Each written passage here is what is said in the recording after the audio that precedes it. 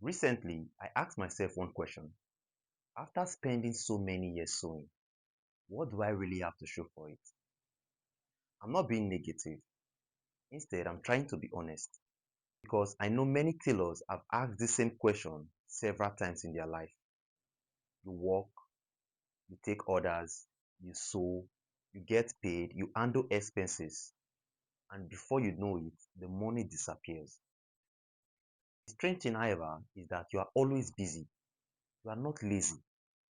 You are not wasting time. Instead, you are doing everything you can to make money and be hardworking.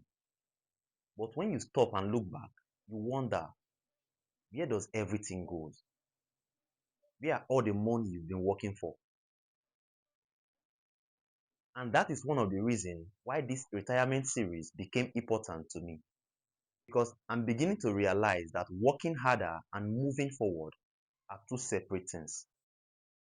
And that's what we'll be talking about in this video. A tailor will get an order, he will get paid, and expenses are already waiting for that money.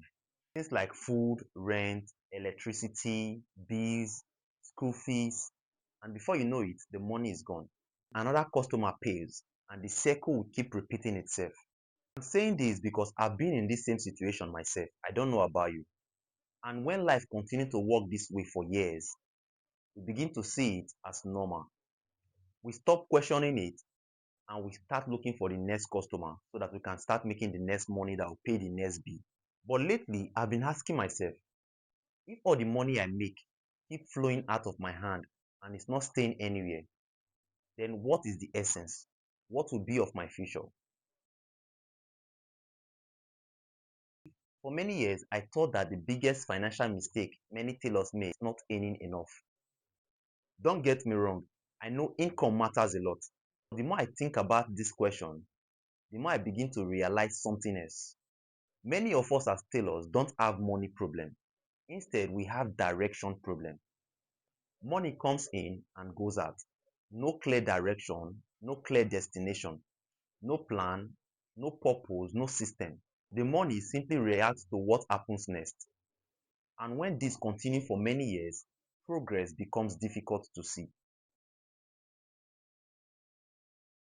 This realization hits me hard because being busy can feel like you are being productive. When you are sewing every day, you believe you are moving forward. When you keep getting new customers, you feel like your business is growing. When money keeps entering your account, you feel like progress is already happening. But all these things I mentioned will not automatically create a better future. I know many tailors who are very busy sewing, but yet they are still worried about next month. They are still worried about the next customer. And every month they keep starting from zero. That means if there's no customer, there's no money in their hand. So they keep praying for the next customer to come so that they can have money. This made me to realize that being busy and building a system are not the same thing. Because sometimes we might be working hard just to stay in the same place instead of growing. One of the reasons I'm making this series is because I don't want to pretend like I've figured everything out. I'm also learning. And to be honest with you, some of the episodes are personal questions I ask myself daily. Questions like, what am I building? Where does my money go? What will I have 10 years from now if I continue the same way?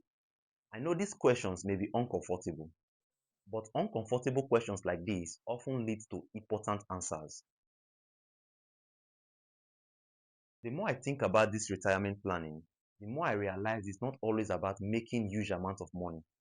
Sometimes it's about being intentional with the money you've already made, trying to save a little, trying to invest a little into some other things, trying to create another stream of income. Because small actions like this, repeated consistently for years, can completely change your future. The challenge, however, is that these little actions are not always exciting at the moment. They are quiet, they are slow, and they are very easy for us to postpone as tailors. And that is the reason why many tailors postpone these actions instead of taking them now. In the last episode, I mentioned 4 ideas that I've come up with. And these are the 4S: see, start, systemize, and sustain. And money fits into all these four categories. First, we have to see the reality of our situation. Then we have to start by taking small steps.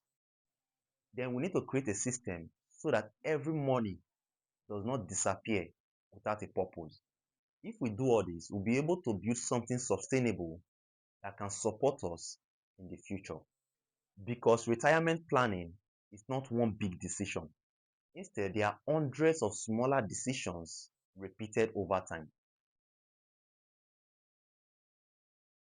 If I could go back and speak to the younger version of me, I don't think I would tell him to work harder because he was already working hard. I think I would tell him to pay more attention. Tell him to pay attention to where the money goes. I'll tell him to pay attention to what he's building.